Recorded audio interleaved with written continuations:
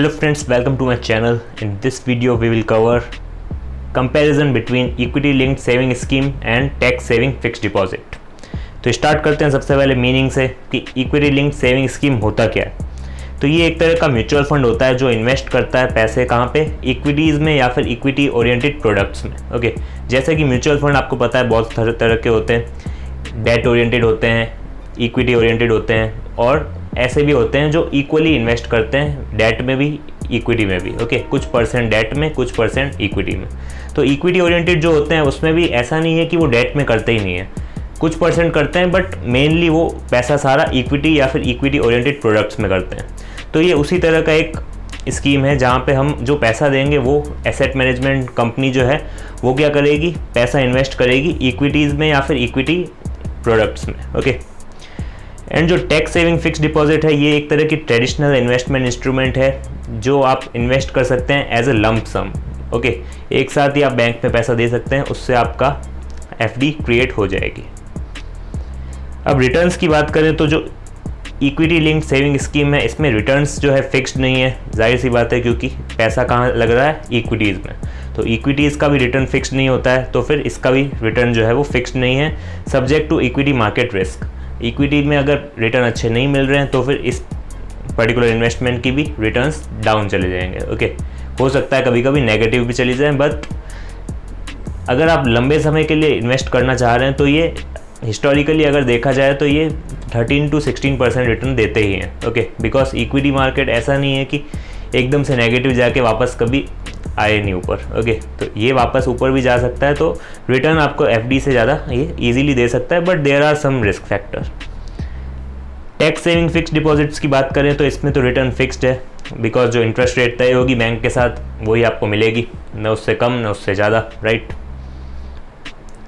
And अगर lock in period की बात करें तो ELSS स्कीम में आपको 3 साल का लॉक इन पीरियड है कंपलसरी, यानी आप पैसा वापस नहीं निकाल सकते।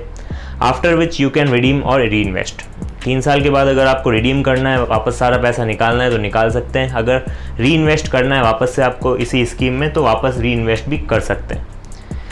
और अगर टैक्स सेविंग फिक्स डिपॉजिट की बात की जाए तो इसमें मिनिमम टेन्योर है 5 ईयर्स, यानी 5 साल तक आप पैसा नहीं निकाल पाएंगे, और अगर आप एक्सटेंड करना चाहें पैसे को तो और 10 साल तक कर सकते हैं, बट मिनिमम आपको 5 साल तक पैसा ब्लॉक करके रखना पड़ेगा। और टैक्स की बात करें तो इक्विटी लिंक्ड सेविंग स्कीम अगर आप रिडीम करेंगे तो आपको 10% लॉन्ग टर्म कैपिटल गेन लगेगा tax over and above 1 lakh, because 1 lakh तक एग्जेम्प्ट होता है। And in case of fix deposit as per tax slab, जो भी आप टैक्स स्लैब में आते हैं उस हिसाब से आपका टैक्स लगेगा। और कुछ डिफरेंसेस हैं, जो ELSS due to their equity exposure is risky, right. जैसा कि मैंने बताया कि ये जो पैसा लगता है वो कहाँ लगता है, इक्विटी में। Okay, but there are some, मतलब वहाँ जो मैनेजर्स बैठे होते हैं, फंड मैनेजर्स, वो अच्छी तरह प्रॉपर एनालिसिस करके पैसा डालते हैं। तो आप अगर ऐसा सोच रहे हैं कि हम डायरेक्टली इक्विटी में डाल दें इससे, तो ऐसा नहीं होगा।